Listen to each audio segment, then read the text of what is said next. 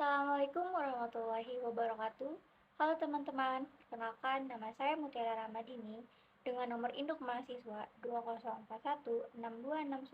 20616261201241. Saya dari MN20B Fakultas Ekonomi dan Bisnis, Prodi Manajemen, Universitas Buana Perjuangan Karawang. Di sini saya akan menjelaskan hasil analisis saya dalam mata kuliah studi kelayakan bisnis yang berjudul Agen Frozen Food. Analisis ini dibuat untuk memenuhi salah satu tugas mata kuliah studi kelayakan bisnis dengan dosen pengampu Bapak Dr. Haji Uus Muhammad Darul Fadli IR SEMM. Untuk mempersingkat waktu, mari kita mulai ke pembahasannya. Untuk latar belakangnya sendiri yaitu makanan beku atau biasa dikenal dengan frozen food merupakan produk-produk makanan dengan cara mengubah hampir seluruh kandungan air dalam produk menjadi es. Keadaan beku menyebabkan aktivitas mikrobiologi dan enzim terhambat, sehingga daya simpan produk menjadi panjang. Umumnya, bahan utama yang digunakan untuk membuat frozen food adalah campuran tepung terigu dan sedikit daging sebagai perasa. Penggunaan bahan tambahan atau zat aditif pada makanan telah banyak digunakan. Penggunaan bahan kimia seperti pengawet untuk makanan ataupun bahan makanan dilakukan oleh produsen agar produk olahannya menjadi lebih menarik. Namun dampak kesehatan yang ditimbulkan dari pengguna bahan-bahan berbahaya tersebut sangat buruk bagi yang mengkonsumsinya. Selanjutnya ada aspek legal bisnis. Aspek legal bisnis ini terdiri dari yang pertama ada identitas perusahaan, yang kedua ada aspek legal bisnis, dan yang ketiga logo perusahaan. Nah, di sini yang pertama ada identitas perusahaan, bisa dilihat ya teman-teman. Di sini identitas perusahaannya terdiri dari nama perusahaan, bentuk usaha, akta notaris, permodalan, modal dasar. Permodalan ini terdiri dari modal dasar, modal ditempatkan, dan modal disetor. Kemudian ada surat izin usaha perdagangan, surat pengukuhan pengusaha kena pajak, ada tanda daftar perseroan, kemudian surat izin tempat usaha, dan yang terakhir surat izin mendirikan bangunan. Yang kedua ada aspek legal. Di sini terdiri dari struktur organisasi, yaitu owner, kepala toko, dan staf-staf yang lainnya. Nah, untuk ownernya ini saya sendiri ya, Mutiara Ramadini. Nah, untuk tugas kepala toko ini membuat dan mengembangkan strategi yang bertujuan untuk meningkatkan jumlah pelanggan yang datang, meningkatkan penjualan, dan mengoptimalkan keuntungan, memimpin, melatih, dan memotivasi, membimbing, dan memberikan feedback kepada staf. Dan untuk tugas bagian operasional ini, tugasnya mengelola segala bentuk kegiatan yang berlangsung di dalam perusahaan, seperti mati lampu dan kendala-kendala yang lainnya yang dapat menghambat kegiatan di kantor, dan mengurus pengabsenan karyawan. Nah, untuk tugas bagian distributor ini, tugas dia ini memastikan kualitas barang atau jasa, kemudian mengantar barang ke tempat yang dituju. Untuk tugas bagian marketing ini bertugas untuk mencari informasi dan menyampaikan kepada perusahaan mengenai kelebihan dan kekurangan dari sebuah produk yang dijual. Tugas keuangan ini, dia ini tugasnya menyusun perencanaan keuangan umum, menjalankan dan mengoperasikan roda kehidupan perusahaan seefisien dan seefektif mungkin. Dan tugas dia ini juga mengelola di bidang perencanaan dan anggaran. Kemudian untuk tugas kasir ini dia melakukan transaksi dengan cepat dan ramah. Nah, untuk tugas karyawan toko yang lainnya ini, dia memiliki tugas untuk menyiapkan barang pesanan dan mengantarkan barang ke tempat konsumen. Setiap ada stok barang baru yang datang, karyawan selalu mempersiapkan tempat untuk penyimpanan stok barang baru, serta pengurusan gudang yang dilakukan oleh karyawan. Nah, untuk tugas cleaning service ini dia menjaga kebersihan toko. Kemudian untuk tugas security ini, dia ini menyelenggarakan keamanan dan ketertiban di tempat kerja. Yang ketiga ada logo perusahaan, bisa dilihat ya teman-teman. Di sini logo perusahaannya ini berbentuknya kotak dan warnanya warna merah marun. Nah, untuk gambarnya kita menggunakan gambar sosis dan matahari. Selanjutnya ada aspek pasar dan peluang bisnis. Aspek pasar dan peluang bisnis ini terdiri dari yang pertama ada segmentasi pasar, yang kedua ada analisis segmentasi pasar yang akan dipilih, yang ketiga ada analisis bauran pemasar, yang keempat ada analisis pemasaran di masa depan, dan yang terakhir ada pemanfaatan teknologi di masa depan. Pertama ada segmentasi pasar. Segmentasi pasar adalah kegiatan membagi suatu pasar menjadi kelompok-kelompok pembeli yang berbeda yang memiliki kebutuhan, karakteristik, atau perilaku yang berbeda yang mungkin membutuhkan produk atau bauran pemasar yang berbeda. Segmentasi pasar juga dapat diartikan sebagai proses pengidentifikasian dan menganalisis para pembeli di pasar produk atau menganalisis perbedaan antara pembeli di pasar. Segmentasi pasar yang efektif harus dapat diukur, dicapai, dan memberikan keuntungan, serta dapat dibedakan secara jelas dan dapat dilaksanakan. Nah, dalam segmentasi pasar ini ada analisis potensi. Untuk analisis potensi ini yaitu target pasar. Target pasar ini tentunya pada semua kalangan, mulai dari anak-anak, orang dewasa, mahasiswa, hingga ibu rumah tangga. Terutama bagi ibu rumah tangga yang tak cukup memiliki waktu luang dalam memasak. Sajian frozen food ini menjadi pilihan yang pas untuk menyiapkan makanan yang lezat dan bergizi untuk keluarga. Tidak hanya untuk ibu rumah tangga saja, frozen food ini juga bisa jadi jalan alternatif untuk mahasiswa. Yang kedua ada analisis segmen pasar yang akan dipilih. Untuk analisis segmen pasar yang akan dipilih ini merupakan pembagian kelompok konsumen atau pembeli dalam suatu bisnis yang memiliki kebutuhan, karakteristik, dan perilaku yang berbeda atau disebut juga dengan heterogen. Di pasar tertentu dikenal sebagai analisis segmen pasar. Pasar-pasar ini pada akhirnya akan melebur menjadi satu pasar homogen dan menjadi pasar sasaran dengan strateginya sendiri. Nah, untuk dalam strategi ini, segmen pasar target yaitu mahasiswa dan ibu rumah tangga. Kemudian yang terakhir ada analisis bauran pemasar atau disebut juga dengan marketing mix, merupakan sebuah strategi yang memiliki beberapa elemen dalam mewujudkannya. Konsep bauran pemasar ini memiliki 7 elemen yang lebih kompleks dan tidak fokus pada produk saja, akan tetapi juga berkaitan dengan relasi pasar atau target konsumen. Untuk bauran pemasar ini memiliki 7 elemen yang merupakan perangkat pemasaran taktis yang terdiri dari produk, harga, tempat, promosi, orang dan proses, dan tampilan produk. Produk merupakan elemen dasar karena menjadi objek yang dijual atau ditawarkan kepada pasar atau konsumen. Faktor kualitas menjadi hal utama dari sebuah produk karena produk yang berkualitas akan lebih mudah dijual serta menghasilkan pengalaman positif bagi konsumennya. Produk yang kami jual memiliki desain kemasan yang dapat mewakili cita brand sekaligus menggambarkan keunikan yang mudah lekat pada ingatan konsumen.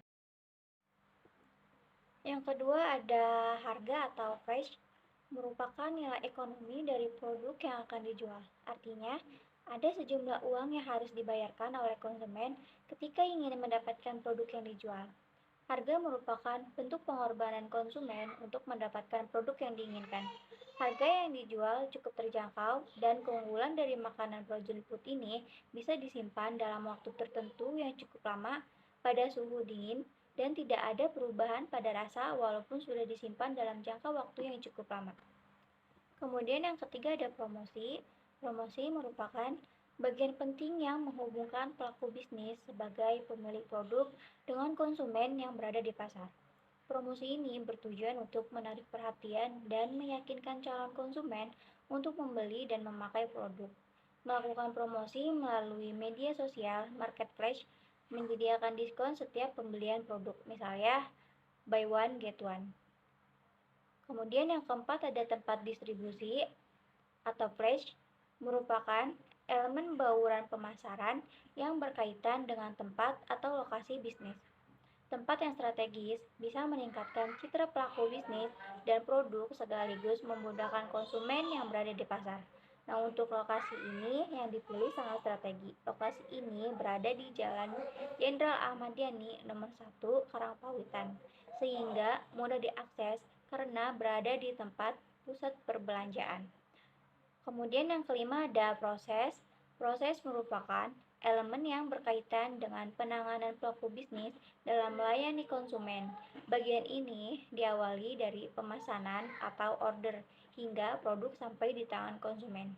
Dan kemudian yaitu ada physical evidence atau tampilan fisik. Tampilan fisik ini berkaitan dengan citra atau tampilan perusahaan atau pelaku bisnis, desain tempat usaha, kemasan produk, hingga citra yang diusung merupakan bagian dari tampilan fisik. Yang keempat ada analisis pemasaran di masa depan. Analisis pemasaran di masa depan ini untuk meningkatkan pelayanan dengan cara training atau latihan secara berkala untuk meningkatkan kualitas produk dan insya Allah akan membuka cabang di kota-kota besar, misalnya seperti Jakarta, Surabaya, dan lain-lain. Nah, untuk yang terakhir ini pemanfaatan teknologi di masa depan untuk menunjang aktivitas operasional pekerjaan, mencari informasi, dan untuk mengenalkan produk menggunakan digital marketing seperti WA, Facebook, Instagram, karena media sosial paling banyak diakses oleh pengguna internet di seluruh dunia.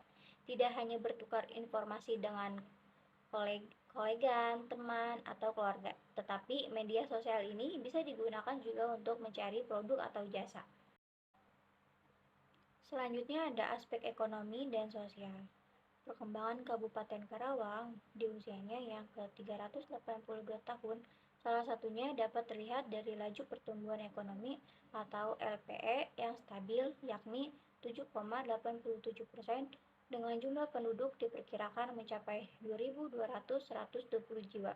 Kondisi perekonomian rata-rata masyarakat kabupaten dapat terlihat dari kondisi peningkatan produk domestik regional bruto atau PDRB per kapita atas dasar harga konstan menjadi sebesar Rp 13.109.640 dan peningkatan produk domestik regional bruto atau PDRB atas dasar harga konstan sebesar Rp29,498 juta.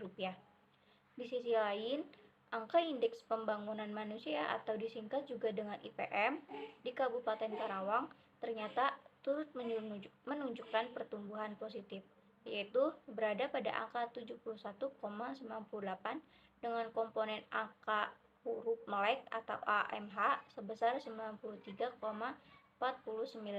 Rata-rata lama sekolah sebesar 7,45. Angka harapan hidup sebesar 68,18 serta indeks daya beli per kapita sebesar 641,70 per kapita. Kondisi tersebut tentunya cukup menggembirakan mengingat IPM merupakan salah satu indikator pemantauan pencapaian pembangunan manusia di suatu wilayah yang telah dipandang strategis oleh kaum akademisi sebagai indikator yang menunjukkan tingkat keberhasilan pembangunan yang bersifat non-fisik. Kemudian untuk dukungan pendapatan masyarakat, semua barang dan jasa sebagai hasil dari kegiatan-kegiatan ekonomi yang beroperasi di wilayah domestik tanpa memperhatikan apakah faktor produksinya berasal dari atau dimiliki oleh penduduk daerah tersebut, merupakan produk domestik daerah yang bersangkutan. Pendapatan yang timbul oleh karena adanya kegiatan produksi tersebut merupakan pendapatan domestik. Kenyataan menunjukkan bahwa sebagian dari faktor produksi yang digunakan dalam kegiatan produksi di suatu daerah berasal dari daerah lain atau dari luar negeri. Demikian juga sebaliknya, faktor produksi yang dimiliki oleh penduduk daerah tersebut ikut serta dalam proses produksi di daerah lain atau di luar negeri. Hal ini menyebabkan nilai produksi domestik yang timbul di suatu daerah tidak sama dengan pendapatan yang diterima penduduk daerah tersebut. Selanjutnya ada aspek lingkungan. Aspek lingkungan ini terdiri dari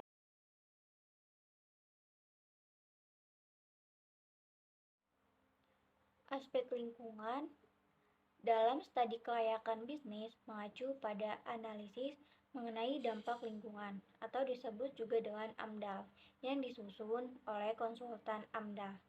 Di Indonesia, AMDAL dikenal sejak tahun 1985. AMDAL adalah analisis mengenai dampak suatu proyek atau kegiatan terhadap lingkungan hidup Dalam aspek lingkungan ini terdiri dukungan lingkungan fisik, meliputi yang pertama ada letak geografis, yang kedua ada iklim, dan yang ketiga ada hidrologi. Kemudian yang kedua, dukungan lingkungan hidup. Dukungan lingkungan hidup ini perubahan fungsi pemanfaatan lahan di Kota Karawang menyebabkan terjadinya kerusakan pada beberapa lingkungan. Hal ini berdampak pada lingkungan makhluk hidup seperti hewan dan tumbuhan. Selanjutnya ada aspek teknis dan teknologi. Yang pertama, aspek teknis. Aspek teknik dan teknologi merupakan aspek yang berkaitan dengan proses pengembangan teknologi dan pengoperasian proyek setelah proyek selesai. Terdapat beberapa hal yang perlu dicapai pada penelitian teknis, yaitu yang pertama ada suatu perusahaan bisa memilih lokasi yang sinkron, baik itu lokasi pabrik, gedung, cabang, dan tempat kerja pusat. Yang kedua, perusahaan bisa memilih tata letak sesuai dengan menggunakan proses produksi yang dipilih untuk menaruh efisiensi. Yang ketiga, perusahaan bisa memilih teknologi yang paling cocok buat produksi. 4. Perusahaan bisa memilih metode persediaan terbaik buat operasi dari ruang lingkup usaha mereka. Dan yang terakhir, sanggup memilih kualitas energi kerja yang diperlukan kini dan yang akan datang. Kemudian yang kedua, untuk pemilihan lokasi ini berada di Jalan Jenderal Ahmad Yani, nomor 1 Karangpawitan, Kecamatan Karawang Barat. Lokasi yang dipilih ini karena berada di pusat perbelanjaan paling lengkap yang ada di Karawang, mulai dari adanya keperluan rumah dan tempat yang berada di pinggir jalan sehingga dapat dengan mudah dijangkau oleh angkutan umum. Dan di sini ada tata letaknya. Tata letaknya sudah jelas ya. Di sini tuh tata letaknya terdiri dari 2 kasir dan ada tempat.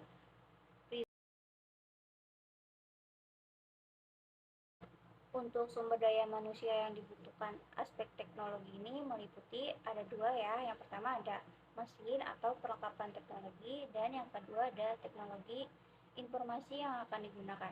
Nah, untuk mesin atau perlengkapan teknologi ini peralatan yang dibutuhkan terutama untuk pembukuan makanan. Terus untuk informasi yang akan digunakan melalui digital marketing. Nah, yang terakhir ini aspek finansial. Aspek finansial ini adalah alat yang digunakan untuk mengkaji kemungkinan keuntungan yang diperoleh dari suatu penanaman modal.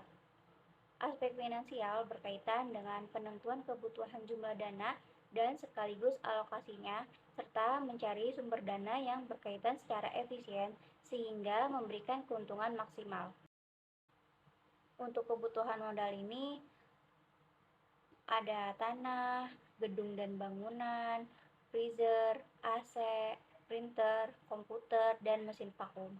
Untuk tanah ini sekitar harga 500 juta, dan untuk gedung dan bangunan ini sekitar 800 juta. Untuk umur ekonomisnya kurang lebih 15 tahun. Kemudian ada cash flow, cost of capital, atau perhitungan penyusutan terhadap bangunan usaha agen frozen food selama umur ekonomis dari bangunan tersebut adalah 5 tahun yang akan diinvestasikan dengan metode saldo menurun sebagai berikut. Sini udah ada tabelnya ya, bisa dilihat untuk umur ekonomis, penyusutannya itu ada umur ekonomis, harga, tahun ke-1 dan tahun kedua. Nah, untuk total di tahun ke-1 dan tahun kedua ini sama ya teman-teman, yaitu berjumlah 803.100.000 rupiah. Untuk rumus penyusutannya ini investasi dibagi umur ekonomis. Nah, untuk investasi ini berjumlah 25 miliar dibagi umur ekonomisnya yaitu 5 tahun. Jadi jumlah penyusutannya ini berjumlah 5 miliar.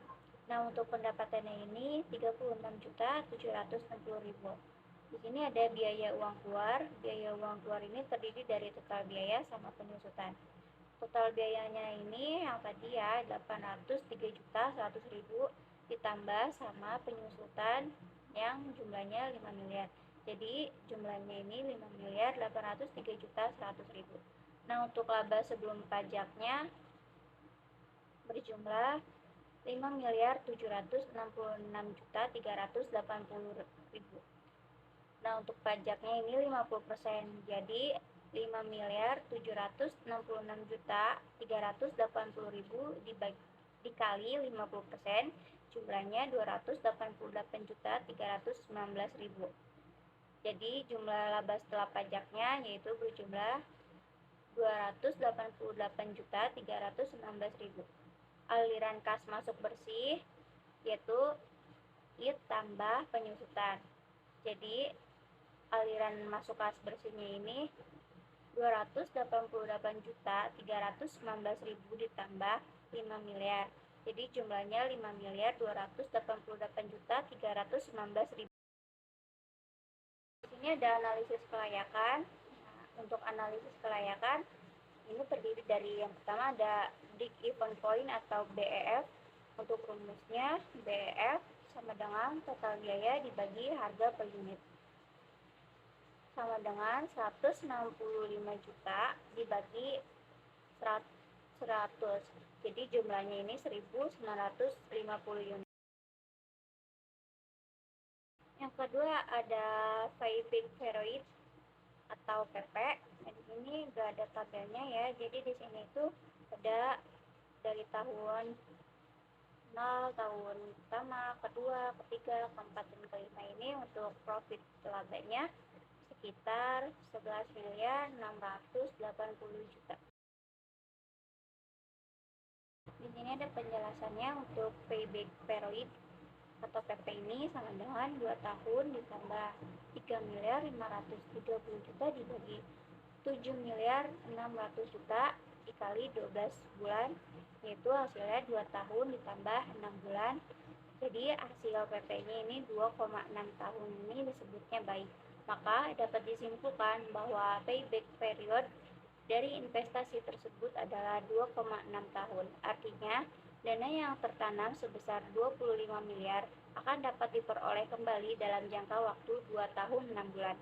Maka, usulan investasi untuk rencana membuka project food ini diterima. Selanjutnya ada average rate of return atau ARR. Untuk rumusnya rata-rata EAT sama dengan total EAT dibagi umur ekonomis dalam kurung N. Nah, dalam kurung N ini yaitu umur ekonomisnya selama 5 tahun. Jadi total EAT dibagi 5 tahun itu jumlahnya 2.336.000.000. Jadi rata-rata investasinya ini, investasi dibagi 2 sama dengan investasinya kan tadi 25 miliar ya. Nah, dibagi 2 ini jadi jumlahnya 12.500.000. Nah, jadi untuk ARR-nya sendiri ini 2.336.000.000 dibagi 12.500.000 ini hasilnya 0,18%. Selanjutnya ada net present value atau disingkat NPV. Nah, untuk jumlah NPV-nya ini sudah ada tabelnya teman-teman. Jadi keterangan NPV-nya ini dihasilkan positif sehingga investasi akan menguntungkan. Kemudian ada internal rate of return atau IRR. Untuk rumusnya ini bisa dilihat di tabel ya teman-teman. Selanjutnya ada probabilitas indeks atau FI. Di sini udah ada keterangannya ya. Jadi untuk hasil perhitungan di atas menunjukkan bahwa kas masuk lebih besar dibandingkan dengan kas keluar. FI lebih dari 1, maka rencana untuk membuka usaha frozen food ini diterima. Untuk kesimpulannya, dari pemaparan kajian teori, penjelasan hasil kajian pembahasan, dapat disimpulkan bahwa usaha frozen food telah dipersiapkan dengan baik mengikuti faktor-faktor aspek studi kelayakan bisnis, sehingga perusahaan ini layak untuk dijalankan. Sekian pemaparan dari hasil analisis ini, kurang lebihnya mohon maaf. Wabillahi taufiq wal hidayah. Wassalamualaikum warahmatullahi wabarakatuh.